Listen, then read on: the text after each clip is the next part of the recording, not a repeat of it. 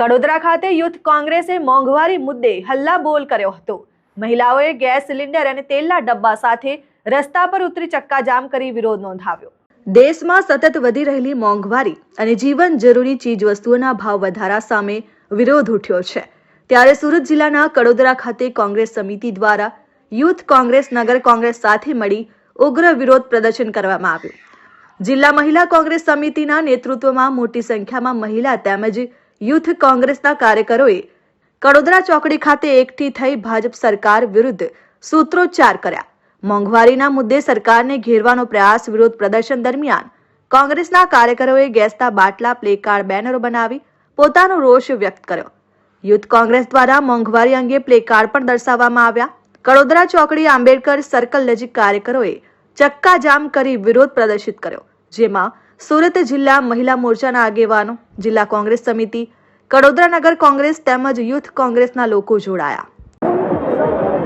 જે રીતે દેશમાં નરેન્દ્ર મોદીની તાનાશાહી સરકાર ચાલે છે અને ગુજરાતમાં પણ છેલ્લા 30 વર્ષથી ભાજપની સરકાર ચાલે છે, પરંતુ લોકોના જે પ્રાણ પ્રશ્ન છે, મોંઘવારી છે, બેરોજગારી, પેટ્રોલ ડીઝલના વધતા ભાવો અને એ ઓછું હોય તેમ જે રોજબરોજનું સતત ગરીબ માણસ હોય, પૈસાવાળો હોય, પણ રોજબરોજનું એ જરૂરિયાત છે ગેસ।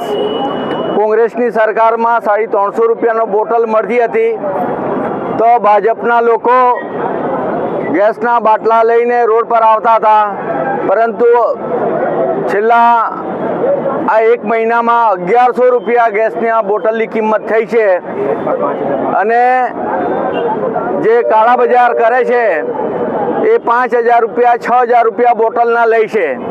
તો જે ગરીબ માણસ છે એ 2 ટંકનો રોટલો રડવા માટે એ રાત દિવસ મજૂરી મહેનત કરે, છોકરાઓને ભણાવવાના, લાઇટ બિલ ભરવાનું, દવાખાનાનો ખર્ચો, ઉપરથી મોંઘવારી અને છેલ્લે જે ચૂલો સળગતો હતો એ પણ બંધ થઈ ગયો છે।